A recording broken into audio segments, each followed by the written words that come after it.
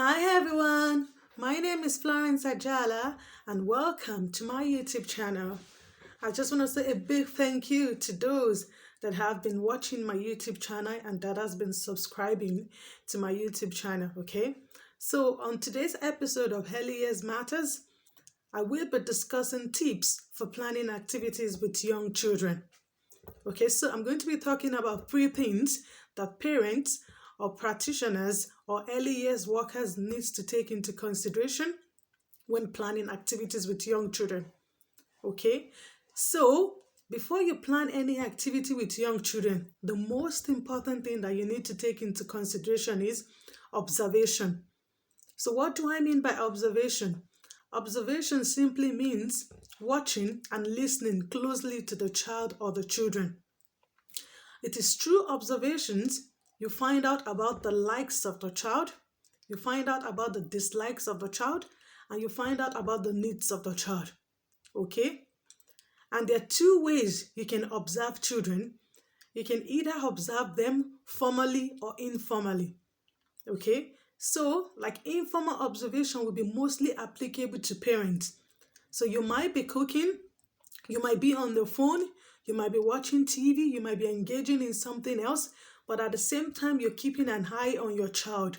You're observing your child, you're looking at what your child is engaging in, you're looking at what your child is doing. And from there, when you observe your child or your children, you'll be able to find out about what they like to do. You'll be able to find out about what they don't like to do. And then you'll also be able to find out about their needs in terms of like, what does my child really need to play with? Or what does my children really need to play with? Okay, so informal observation is where early years practitioners or child care workers will have to observe children in their setting and they have to document it. Okay, so early years practitioners must observe children in their care because they have to do it. They are being told by the regulations that they have to document whatever the child is doing in the setting.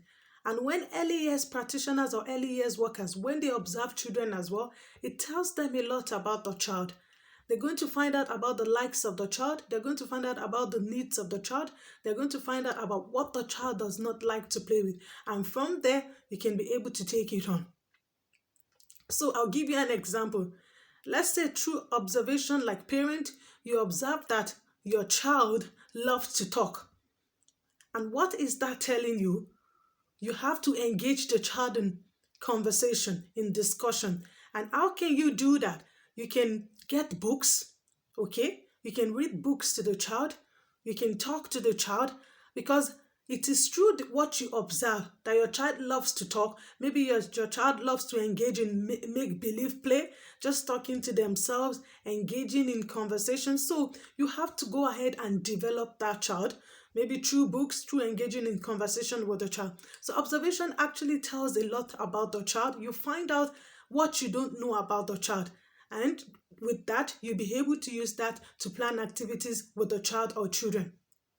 Okay, so the second tip I'm going to give you is age-appropriate activities. So when you want to plan activities with young children, you have to make sure it is age-appropriate. Okay, so what does that mean? Let's say if you have a child that is 5-year-old, okay, so whatever activity you have to offer to the child, it has to be a 5-year-old activity. You can't have a child that is 5-year-old and then you go and offer the child 12-year-old activity. It's not going to be beneficial to the child. There's not going to be any learning the child is going to derive from such activity. So it's very important that when you want to plan activities with young children, you have to make sure it is age appropriate, okay? You see parents sometimes say things like, my child doesn't like to play football. I've tried different things with my child and it's not working. My child doesn't like to talk to somebody. My child doesn't want to engage with friends. So you need to observe the child first. It is when you observe the child, you would know what your child likes. Okay? And one thing about observation is you need to create time to observe the child. You need to give the time because when you don't give the time, you're not going to find out anything about the child or the children, and then you'll not be able to plan age-appropriate activity for the child. So the last thing is The last tip I'm going to give you when you want to plan activity for children is you have to make sure the environment is conducive enough for the child.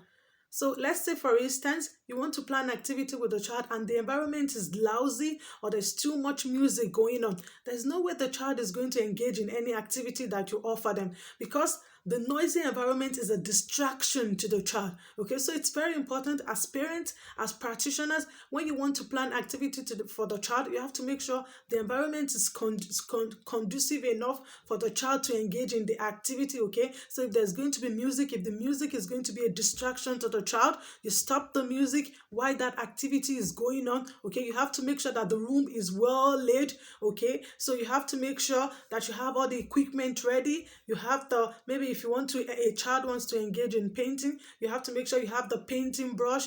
You have to make sure you have the paint ready. You have to make sure you have the aprons ready. Okay, so that's where I'm going to stop on today's episode. Okay, so feel free to, if there's any comment, feel free to hit the comment section, and I'll see you on next time on the next episode. Bye.